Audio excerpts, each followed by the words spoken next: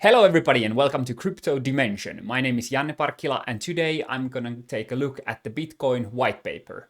This is a show about research papers on crypto coins and blockchain projects. We look at white papers, research papers, and well, maybe some other news as well. But without further ado, let's go and get started. Today, we're gonna take a look at Bitcoin peer-to-peer electronic cash system white paper. So this paper is written by the famous Satoshi Nakamoto, whose identity still remains a mystery. And well, there are a lot of stories about that. But anyway, this paper presents how Bitcoin actually works. For the introduction, why does this paper exist? So the paper actually shows that there is a need for a electronic payment system based on cryptographic proof instead of trust, allowing any two willing parties to transact directly with each other without the need for a trusted third party. So the idea is, how could we get rid of banks and instead of having someone in the middle, we could just use systems, computers to verify transactions. In this paper, we propose a solution to the double spending problem by using a peer-to-peer distributed timestamp server to generate computational proof of the chronological order of transactions. The system is secure as long as an honest node collectively controls more CPU power than any cooperating group of attacker nodes. The paper defines an electronic coin as a chain of digital signatures. So each owner transfers the coin to the next by digitally signing a hash of the previous transaction and the public key of the next owner and adding these to the end of the coin. In a sense, this starts to form like a chain of hashes that all are related to the previous one. And this paper talks about a big problem called double spending. So it means that you cannot use the same money twice, but if I give you $1, I have spent it and that's it. So I cannot get it back. What we need is for the payee to know that the previous owner did not sign any earlier transactions. For our purposes, the earliest transaction is the one that counts, so we don't care about latter attempts to double spend. So the idea is here that, okay, we'll accept the spending of money once, even if later spendings from the same person comes, we just disregard it, because the first one is the one that counts. To accomplish this without a trusted party, transactions must be publicly announced. And we need a system for participants to agree on a single history of the order in which they were received. We need some way to actually know what was the proper ordering of these transactions. And the only way to do it is to announce it in the public, in the whole world. Like, okay, Janne has now spent $1 for this. Here it says that there is a timestamp server needed for that. And this timestamp proves that the data must have existed at the time, obviously in order to get into the hash. Each timestamp includes the previous timestamp in the hash, forming a chain with each additional timestamp reinforcing the one before it. Everything is built on the previous data, hashing with the use of previous hashes. And here we also use the timestamps that are created one after another. So there is going to be like a chain of transactions. I know you might see where this is leading. Well, let's continue. And the next part is about proof of work. So how does it work in Bitcoin and what is it? Well, here it says that we will actually use a proof of work system similar to Adam Back's Hashcash. So there's the first thing that we notice that, hey, Bitcoin already builds on top of previous research and previous ideas. So the proof of work is not invented by Satoshi and Bitcoin, but it uses the proof of work idea. And here it says that the average work required is exponential in the number of 0 bits required and can be verified by executing single hash. What this means is that it is difficult to calculate the new hash, but it's easy to verify it. Creating new hashes is difficult, but checking that is this hash legit is simple. And it continues. Once the CPU effort has been expended to make it satisfy the proof of work, the block cannot be changed without redoing the work. As later blocks are chained after it, the work to change the block would include redoing all the blocks after. It's very difficult to go and forge something in the middle because you already have a long chain of data that is built on top of each other. The majority decision is represented by the longest chain, which has the greatest proof of work effort invested in it. Even if somehow there would appear to be like multiple Bitcoin chains, the one that is the longest is always the accepted one. Let's see how the network works. This is quite simple. So first, once a new transaction comes in, it is broadcasted to all the nodes. Then each of those nodes collects the new transactions into block. So here it says we have a transaction and a block contains multiple transactions in it. And then each node works on finding a difficult proof of work for its block. So the node has created its own block, and now it is trying to calculate the hash or the verification hash for it. And when the node finds a proof of work, so this means calculates the proper hash for the block, it will broadcast the block to all the nodes. And the node accepts the block only if all transactions in it are valid and not already spent. So it will check that, okay, are the transactions valid? The node expresses their acceptance of the block by working on creating the next block in the chain, using the hash of the accepted block as a previous hash. So, like I said, we use always the previous information to create the next one. And this way, the block of chains will start to form. Why would somebody put the computational power to calculate these hashes? Because it costs a lot of money and energy, and you need a pretty good computer to do this. By convention, the first transaction in a block is a special transaction that starts a new coin owned by the creator of the block. When you calculate the hash, make a new block, you will actually be rewarded with a coin. But that means that there has to be coins somewhere in the world that are rewarded. But that causes inflation. So eventually there will be like new money coming all the time, the same way as for example, governments can print money. And that causes inflation. But Bitcoin is created in a manner that there are a limited number of Bitcoins. There will be some new coming in the coming years, but eventually they will run out. And what happens then?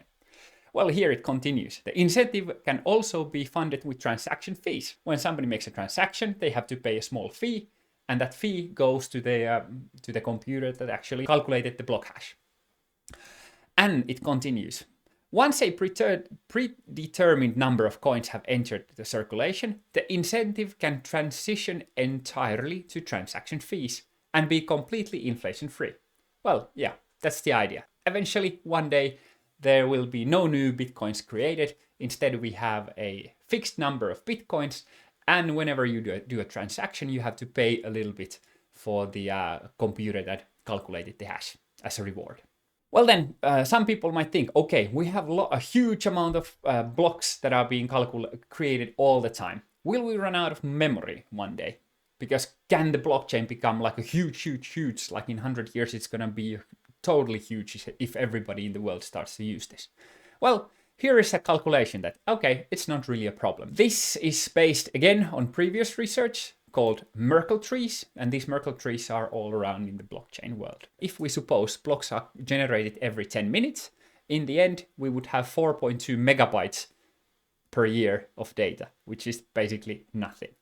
So this is definitely not a problem. And remember, this paper is quite old. It's not written in 2020s, but a long time ago. So from that perspective, they talk about computers of 2008, and already back then, it was not a problem, the amount of memory.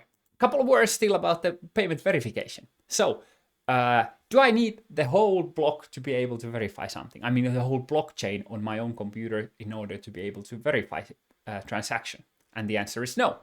It says here that it is possible to verify payments without running a full network node. A user only needs to keep a copy of the block headers of the longest proof of work chain. A computer cannot check the transaction for himself, but by linking it to a place in the chain, he can see that a network node has accepted it, and blocks added after it further confirm the network has accepted it. We can try to find where this block was, in which block was this transaction included in, and if there are more blocks after it, we know, okay, yes, this is valid.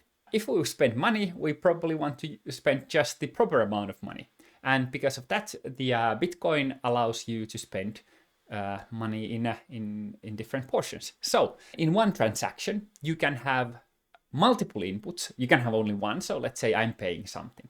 paying for something. But sometimes it can combine values of multiple wallets. So let's say me and my friends want to buy something. We can all combine our money or our Bitcoin, and in return we get something. So it says here that normally there will be either a single input from a larger previous transaction or multiple inputs combining smaller amounts, and at most 2 outputs. One for the payment and one returning the change, if any, back to the sender. Privacy. This, in my opinion, is something that is not taught enough in the world of blockchain. People talk about that, okay, Bitcoin is private and it's anonymous. No, it's not. Basically, what it said already previously, that you need to announce the transactions. And here this paper states the same. The necessity to announce all transactions publicly precludes this method. Well, it talks about trusted third party. But privacy can still be maintained by breaking the flow of information in another place, by keeping public keys anonymous. Everybody in the world can see that there has been made a transaction. Somebody gave 10 Bitcoin to this person. But it doesn't say anything else. So somebody gave 10 Bitcoin to this guy, but that's it. You don't know who is the guy who gave and who is the one who received. However, all the data is public. And if somehow somebody would gain control, or at least the knowledge of your wallet, of your public key, then they could reveal all the transactions you have ever made. And like it says here, the risk is that if the owner of a key is revealed, linking could reveal other transactions that belong to the same owner. Remember, whenever you're working with the blockchain, it is not anonymous, really. In reality, your data is publicly open to the whole wide world. The only thing is that nobody knows who this person is. But they know what has happened, what has been done, what kind of transactions have been done. You just don't know who did it. What if somebody would want to attack? How could they attack, and what kind of harm they could do? We consider the scenario of an attacker trying to generate an alternative chain faster than the honest chain. Even if this is accomplished, it does not throw the system open to arbitrary changes, such as creating value out of thin air or taking money that never belonged to the attacker. Okay, so keep in mind, it's not possible to generate money out of thin air. An attacker can only try to change one of his own transactions to take back money he recently spent. Okay, so the attacker can actually go and forge a block somewhere in the past and change some data from there, and then, for example, just revert a transaction and get money. Let's say I bought a service from somebody, I paid for it in Bitcoin, and later I want to steal the money back. I have to go back to the past, find that block, and then from that block on, I need to calculate the block differently in a manner that it did not include my real transaction, but instead I want to revert it, and then the attacker would have to calculate all the next blocks in the chain until his chain is longer than the honest chain. And imagine you have one computer doing that, and in Bitcoin you might have 10,000 computers calculating the hashes. So it's quite difficult for the attacker to actually start calculating from somewhere in the past, calculating everything until the current moment, and then starting to calculate even new, legit transactions that are currently happening. And that would be really, really difficult. And remember, everything is based on the previous hash. So if you change something in the middle, everything else has to be changed as well. So you cannot just insert a block in the middle because it changes the hash, and after that the next hash has changed and the next hash has changed, and so on. Let's say the honest ones are more likely to find the next hash instead of the attacker. The probability will drop exponentially as the number of blocks the attacker has to catch up increases. So if you have one block or you have to calculate 200 blocks, it gets more and more difficult. In this paper, they assume that the sender is an attacker who wants to make the recipient believe he paid him for a while, then switch it to pay back to himself after some time has passed. Okay, so here we make a fake back payment. There's a long, some mathematics. There's a code actually that you can try and run yourself and see the results. But for simplicity, it has been printed here. The probability for actually attacker to win the game gets more and more difficult the longer the chain is. So the further away from the starting point you are, and you try to attack it, the more difficult it gets. Like this probability is like almost nothing.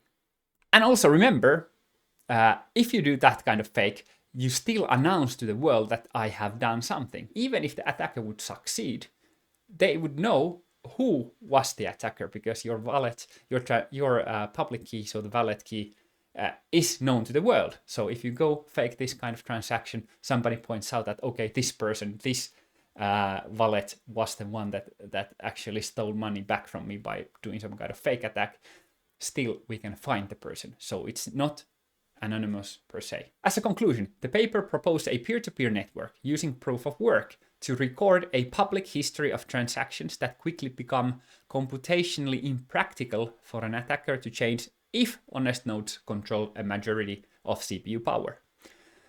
It also says that the nodes work all at once with little coordination. Nodes can leave and rejoin the network at will, accepting proof of chain as proof of what happened while they were gone. So this was the first look at blockchain research papers. This was the Bitcoin white paper done by the famous Satoshi.